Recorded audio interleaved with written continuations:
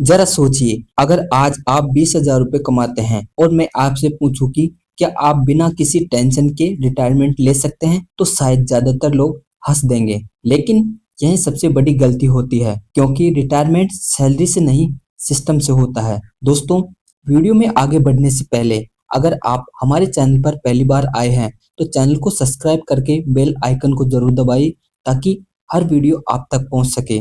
चलिए बढ़ते हैं अपने टॉपिक की ओर। दोस्तों, इसे हम एक स्टोरी से समझते हैं, जिससे आपको अच्छे से समझ में आ सके। रोहित नाम का एक लड़का था, जिसकी उम्र 25 साल की थी। वह एक प्राइवेट कंपनी में जॉब करता था और उसकी सैलरी 20,000 रुपये प्रति माह थी। रोहित भी शुरू में यही सोचता था कि रिटायरमेंट तो 50 से 60,000 रुपये कमाने वाले लोगों का गेम होता है, हमारे लिए यह सब पॉसिबल नहीं है। लेकिन दोस्तों, एक दिन उसने एक सिंपल बात समझी। रिटायरमेंट का मतलब जॉब छोड़ना नहीं, इनकम का रुक जाना होता है। और अगर इनकम रुकने के बाद भी पैसा आता रहे, तो वही एक रियल फ्रीडम होता है।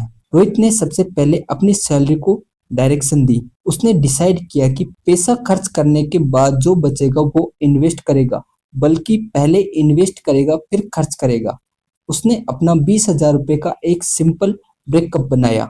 10,000 रुपये खर्चों के लिए, 6,000 रुपये लॉन्ग टर्म रिटायरमेंट इन्वेस्टमेंट के लिए, 2,000 रुपये स्किल और इनकम बढ़ाने के लिए, 2,000 रुपये इमरजेंसी फंड के लिए।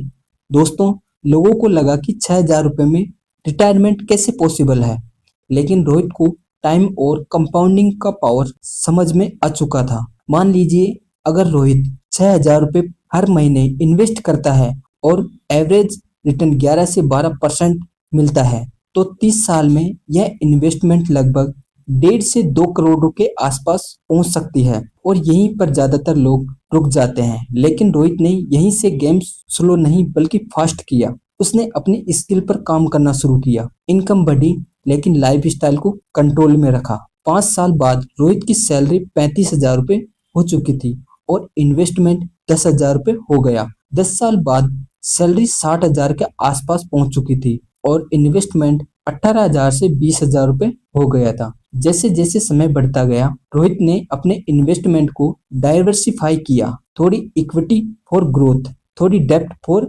स्टेबिलिटी में इन्वेस्ट की।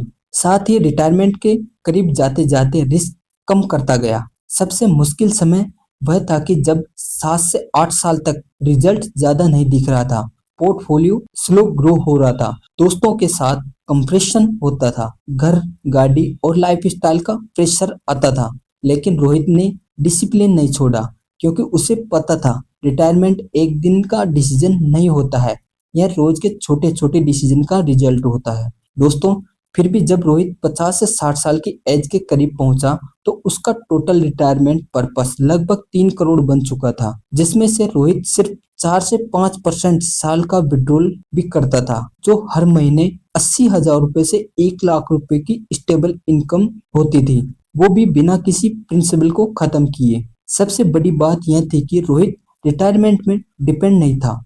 वह काम इसलिए करता है क्योंकि उसका मन है, मजबूरी नहीं। दोस्तों, और जब लोग पूछते थे कि 20,000 रुपए की सैलरी में यह सब कैसे पॉसिबल हुआ, तो रोहित सिर्फ कहता, मैं अमीर बनने के लिए नहीं, इंडिपेंडेंट बनने के लिए इन्वेस्ट करता था। यहीं से आपको समझ जाना चाहिए कि रिटायरमेंट हाई सैलरी वालों का एक प्लान नहीं होता, बल्कि ईयरली प्लान वालों का एक रिवॉर्ड होता है। अगर आप आज 20,000 रुपये कमाते हैं और आज से ही investment, skills growth, lifestyle control और टाइम को अपना दोस्त बना लेते हैं, तो आप भी बिना टेंशन के एक सेफ, डिफाइंडेबल और पेसफुल रिटायरमेंट ले सकते हैं। क्योंकि रिटायरमेंट का मतलब काम छोड़ना नहीं, पैसे का चिंता छोड़ना होता है। दोस्तों, आज लिया गया एक छोटा सा डिसीजन आपके लिए फ्यूचर में 30 साल का सिक्योर कर सकता है। तो दोस्तों, इस स्टोरी से आपको क्या समझ में आया और आप कब से अपना पहला इन्वेस्टमेंट कर रहे हैं, कमेंट बॉक्स में जरूर बताइए। साथ ही अगर आप वीडियो अच्छी लगी तो लाइक और शेयर करें, ताकि हम आपके लिए और बेहतर वीडियो ला सकें। मिलते हैं नेक्स्ट वीडियो में, तब तक देखते रहिए